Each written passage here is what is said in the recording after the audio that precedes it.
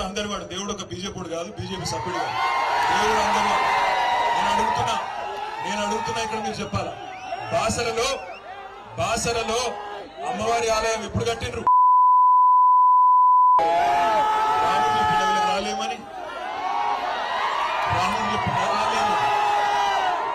నేను అనేదల్లా ఒకటే, ఇవాళ బాసరలో అమ్మవారి ఆలయం ఎప్పుడొచ్చింది? బాసరలో అమ్మవారి ఆలయం ఎప్పుడొచ్చింది తెలియదు. ఎప్పుడొచ్చిందో తెలియదు. అట్లాగే కొండగట్టులో అంజన్ ఎప్పుడొచ్చిండు తెలియదు.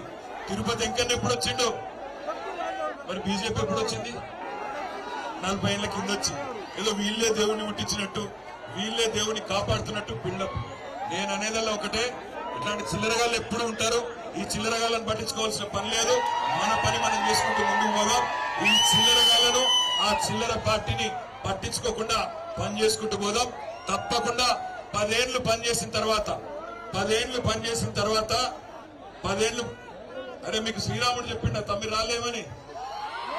రామ మందిరము, రాముడు అన్నప్పుడు అందరినీ గౌరవించే సంస్కృతి ఉండాలి. రాముడు మర్యాద పురుషుడు, అందరినీ ఒక్క లెక్క చూడమన్నాడు. రాముడు రాజధర్మం పాటించమన్నాడు. గుజరాత్ ఒక తీరుగా చూసేటోడు గుజరాత్ ఒక తీరుగా చూస్తాడు, తెలంగాణను ఇంకో తీరుగా చూస్తాడు.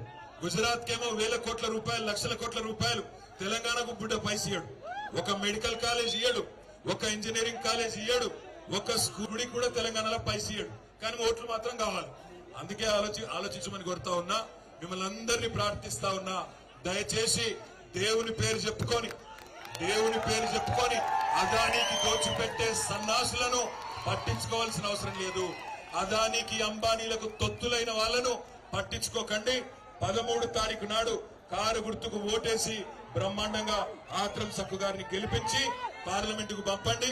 ఇట్లాంటి వాళ్ళు ఎప్పుడు ఉంటారనే మాట కూడా నేను మీకు గుర్తు చేస్తూ, మళ్ళొకసారి పేరున బెన్సాలో పెద్ద ఎత్తున హాజరైన మా అన్నదమ్ములకు, అక్క చెల్లెలకు, అదేవిధంగా మా బీఆర్ఎస్ పార్టీ నాయకులందరికీ హృదయపూర్వకంగా నమస్కారాలు తెలియజేసుకుంటున్నాను.